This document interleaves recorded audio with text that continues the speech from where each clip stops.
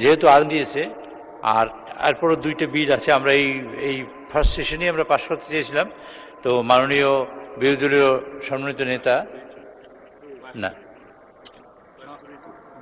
নামাজের পরে মাননীয় বিরোধী দলীয় নেতা বলেছেন তারা পড়ার সময় পাননি, কাজে এই নেক্সট সেশনে আমরা পাশ করব।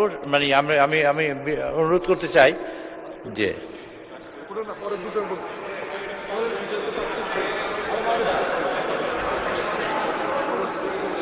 আপনারা মাননীয় স্পিকার, আপনার মাধ্যমে জানতে চাই বিরোধী দলের নেতাদের কোনো আপত্তি আছে নাকি এই দুইটা বিল পাশ করার ব্যাপারে?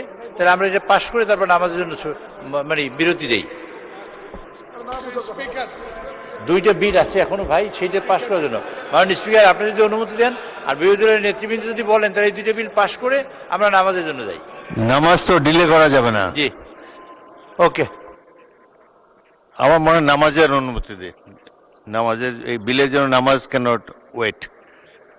মাননীয় সদস্যবৃন্দ, সংসদের বৈঠক বেলা 3টা পর্যন্ত বিরতি দেওয়া হলো।